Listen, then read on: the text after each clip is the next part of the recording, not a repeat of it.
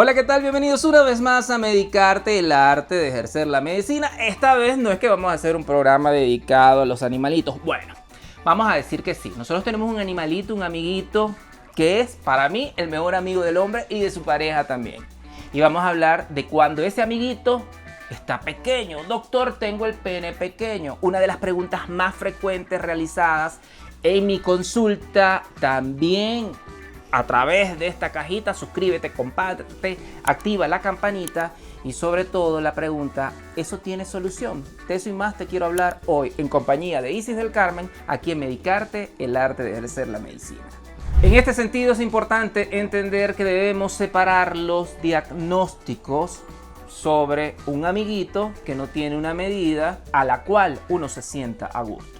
Tenemos que hablar desde el punto de vista de la anatomía y de la embriología, ya que sí es cierto que hay una condición real donde hay una pequeñez de la medida. Y es el micropene, la microfalosomía. Entonces ese es el primer diagnóstico. ¿Cómo lo reconocemos? Si ya estamos en la vida adulta, un individuo que tiene un amiguito cuando está dormido por debajo de 5 centímetros y cuando se levanta por debajo de 8 centímetros. Esto es cuando estamos en la vida adulta, pero el diagnóstico debería hacerse incluso en el recién nacido. ¿Y cómo lo hacemos? Desde el punto de vista práctico, es el pediatra, el neonatólogo, que debe identificar luego de la medida correcta, que es agarrando nuestro amiguito, extenderlo y con una regla rígida poder tener una medida que está por debajo de los 2.5 centímetros en el neonato.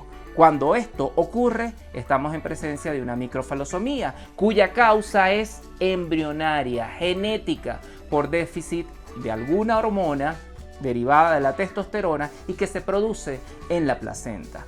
El tratamiento en este sentido de este neonato es esperar que esté entre los 8 o 9 meses, donde hay un disparo de testosterona. Se dice que es el periodo de la primera adolescencia y debemos colocar testosterona exógena a fin de poder provocar la estimulación de los caracteres secundarios masculinos de este niñito, entre ellos el tamaño, no solo del amiguito, sino también de sus bolitas. En este sentido debo comentar que esto es un asunto que implica un pene completamente normal, simplemente que su medida es más chica que el promedio de la población.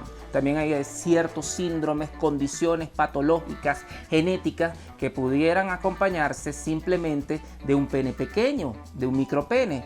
Y hay que investigar entonces una evaluación integral para buscar cualquier otro tipo de déficit orgánico.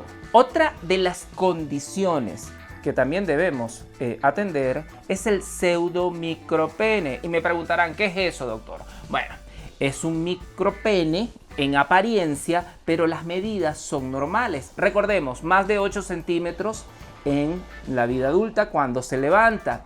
Y en el muchachito, en el niño, recordando que hay un crecimiento hacia los 3 años, luego de entre los 4 o 5 años a los 9 años se mantiene estable y luego de los 10, 11, 12 años en promedio para la mayoría de la población hay el disparo nuevamente por testosterona y hay el crecimiento.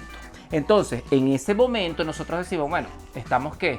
En un pene que es normal, pero tengo un individuo que está muy gordito, el pene se mete dentro del capuchón de grasa de aquí abajo, de la sínfisis púbica, o tenemos individuos que son muy grandotes, fisicoculturistas, entonces, como dice ahí el chiste, mientras que la patilla crece, el tallo se pone pequeño. Parece sorna, pero así sucede. Visualmente impresiona más pequeño, pero también hay condiciones en este tipo de gente. Los fisicoculturistas se utilizan esteroides anabólicos, testosterona exógena. Paradójicamente, esta testosterona comercial hace que los testículos se empequeñezcan, hay disminución de la testosterona efectiva y tenemos no solamente testículos que están más pequeños, sino un hipogonadismo secundario que me origina un amiguito en teoría más chico, a pesar de que las medidas sobresalen los 8 centímetros. En este sentido, ¿cuál sería el tratamiento? Si estamos gorditos, rebajar.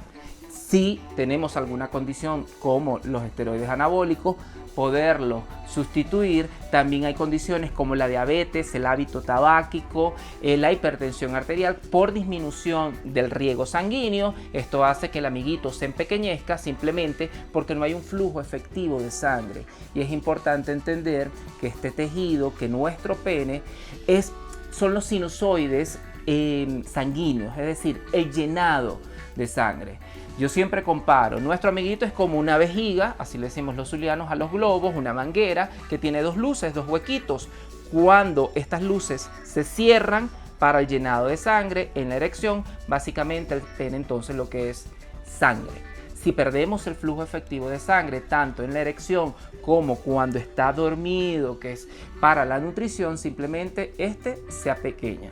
También debemos aclarar en este sentido con los pseudomicropenes que muchos piensan que si tenemos un tipo muy grande o con un pie gigante o si es el negro de WhatsApp en apariencia va a tener un amiguito también de iguales dimensiones.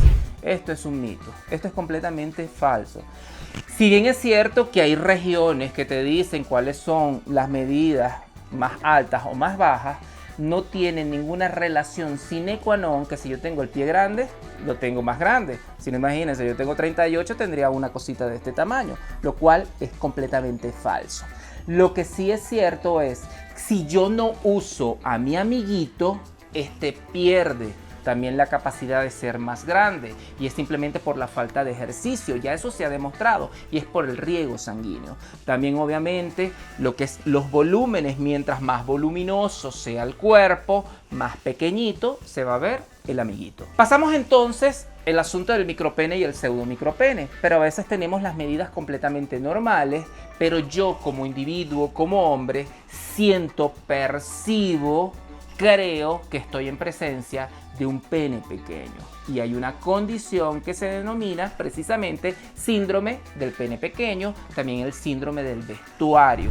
Aquellos hombres que no quieren que los vean, gente que se siente, que se ve, que se percibe, que tenemos el amiguito mucho más pequeño de lo que sería lo normal y que me origina ansiedad de desempeño. Y me dirán, ¿qué es eso, doctor? Cuando me perturba mi ejecución amatoria íntima simplemente porque estoy insatisfecho o inconforme con la herramienta que yo tengo. Ya que para mí el tener relaciones íntimas es como ir a una guerra, a una batalla. Si uno se siente indefenso porque no está confiado de su armamento, que es el cuerpo y sobre todo los genitales, y los hombres ponemos todo nuestra confianza la mayoría de las veces. Recuerden también que toda regla tiene su excepción que lo confirme, pero la mayoría de los hombres piensan que el falocentrismo, es decir, todo se lo dejamos al amiguito. A veces esto está dentro de los límites normales, pero simplemente yo siento que lo tengo chico, no me siento a gusto y voy a buscar las maneras para poder solucionar el asunto de la medida. Del otro lado, se pudiera parecer, pero no es, está la dismorfofobia genital, el dismorfismo con los genitales, que es una condición psiquiátrica, es completamente patológica y vemos al hombre que pasa más de una hora mirándose al espejo, cree que tiene algún problema de tamaño, lo ve diminuto como estas mosquitas y resulta que lo que está aquí es un trastorno psiquiátrico derivado a problemas con la dopamina, que es la sensación, el neurotransmisor que te da lo que es el placer. Si esto está en baja o en alta, entonces es como un trastorno obsesivo compulsivo, pero referido a la propia imagen y en este caso de los genitales. Este es el individuo que pasa de consulta en consulta, se hace procedimientos de cirugía plástica. De igual manera es el individuo que corre el riesgo de caer en piratas de la salud, que se coloca biopolímero y que nunca ve el tamaño ideal para su psique. En este sentido, el tratamiento, más allá de aumentar las medidas con algún procedimiento de faloplastia, es buscar la ayuda psiquiátrica conjuntamente también con un psicólogo, ya que se deberían, incluso en algunos casos, colocar fármacos antidepresivos, antipsicóticos, incluso anticonvulsionantes para poder bajarle dos a este amigo que siente que patológicamente su pene es pequeñito. De igual manera, el psicólogo ayudará con la terapia cognitivo-conductual, tratar de enfrentarlo a la realidad y que él busque las maneras desde su interior y apoyado con el profesional, el equipo multidisciplinario, la mejor alternativa para solventar este problema. ¿Qué es lo que pasa si estamos en estas circunstancias? Vamos a sacar los extremos, la microfalosomía, ¿okay? El micropene, y saquemos también la dismorfofobia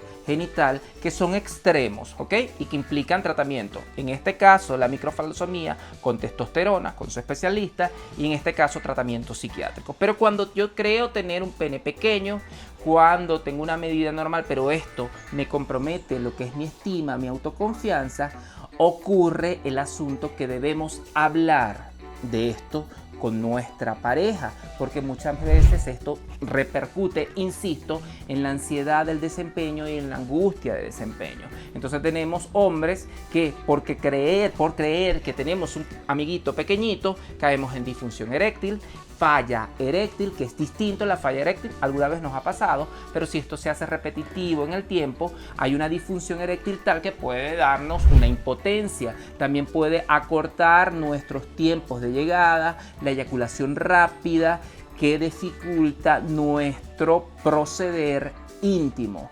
Hablarlo con la pareja, buscar el apoyo de un médico capacitado en este tipo de conflictos, un médico que te pueda decir esto es lo normal, esto es lo estándar, y él te hablará de las medidas, no solamente por encima de los 8 centímetros en erección, sino te dirá, bueno, ¿cuál es el pene pequeño? Tenemos un pene pequeño, si en erección está entre 8 y 11 centímetros, eso es relativamente habitual. Está el promedio de la mayoría de los hombres, 12 a 14,5 centímetros. La mayoría, estamos hablando de 70-80%, tienen esas medidas. Y por encima de 15 y 16 estaríamos hablando de un pene grande.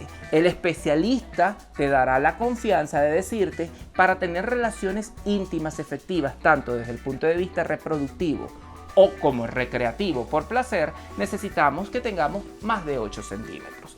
También esto depende de la actitud, de la pericia amatoria, del grado de confianza con tu pareja, porque hay hombres que son trans, que tienen un micropene, un clítoris hipertrofiado, bien por una faloplastia de este clítoris o por el tratamiento hormonal, y son simplemente encantadores y son unos gigolos en la cama por su autoconfianza y porque utilizan la herramienta de la mejor manera.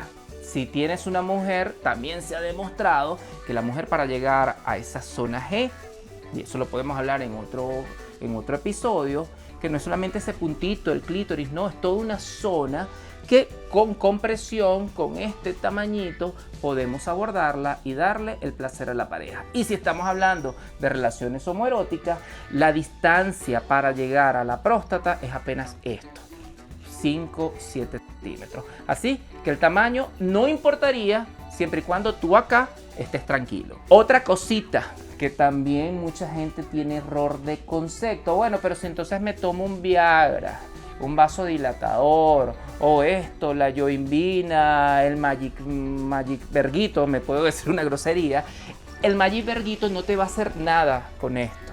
Recordemos que los vasodilatadores mejoran el flujo sanguíneo. Esto es para las fallas eréctiles, también se ha demostrado que mejora el óxido nítrico, y esto es para la cascada de deseo, etcétera, etcétera, bajo supervisión de tu médico.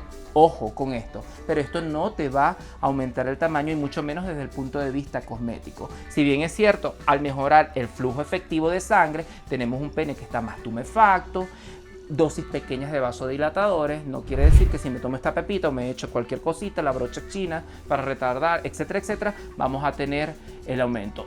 E igual manera con las bombas de vacío o extensores.